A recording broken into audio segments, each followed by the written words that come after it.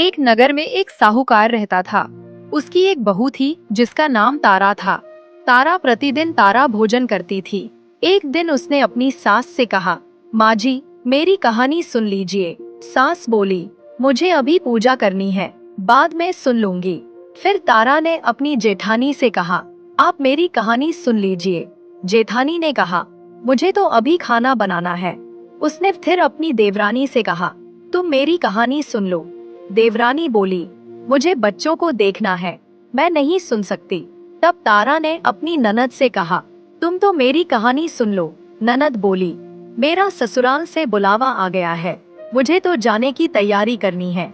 बेचारी तारा उदास होकर राजा के पास गई और बोली, महाराज, मेरी कहानी सुन लीजिए।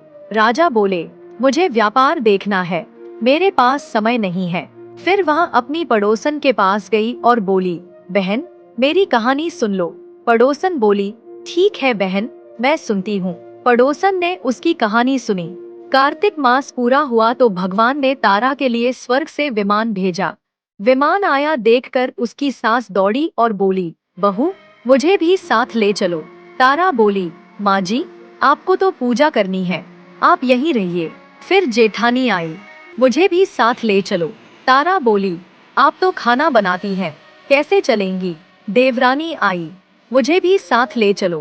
तारा बोली, तुम्हें तो बच्चों की देखभाल करनी है, तुम यहीं रहो। ननद आई, मुझे भी साथ ले चलो। तारा बोली, तुम्हें तो ससुराल जाना है, तुम वह करो। राजा आए, मैं चलता हूँ तुम्हारे साथ। तारा बोली, आपको तो अपना कारोबार देखना है, आप यहीं रहिए। अंत में पड़ोसन आई और बोली, बहन, क्या मैं तुम्हारे साथ चलूं? तारा बोली, हाँ बहन, तुम चलो, तुमने ही तो कार्तिक मास भर मेरी कथा सुनी है।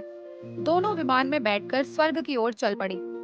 रास्ते में तारा को अभिमान हो गया, मैंने कार्तिक का व्रत किया, कथा कही, इसलिए स्वर्ग जा रही हूँ। मेरी पड़ोसन ने तो केवल कहानी सुनी है, फिर भी मेरे साथ स्वर्ग जा रही है। यह सोचते ही भगवान ने उसे विमान से नीचे गिरा दिया। वह बोली, भगवान, मेरा अपराध तो बताइए कि आपने ऐसा क्यों किया। भगवान बोले, तुझे अभिमान हो गया है, इसलिए तू धरती पर रह। अब तू 3 साल तक तारा भोजन व्रत करेगी, तब तुझे स्वर्ग प्राप्त होगा। तारा ने 3 वर्ष तक तारा भोजन किया और कार्तिक मास में कथा कही। वह 7 बार बोली, भगवान, मुझे क्षमा करो, क्षमा करो, क्षमा करो। भगवान प्रसन्न हुए और विमान भेजकर उसे स्वर्ग ले गए। जैसे साहूकार की बहू तारा का भला हुआ, वैसे ही जो श्रद्धा और भक्ति से तारा भोजन व्रत करता और कथा कहता है, उसे भी भगवान कार्तिक महाराज का आशीर्वाद मिलता है। जय कार्तिक महाराज।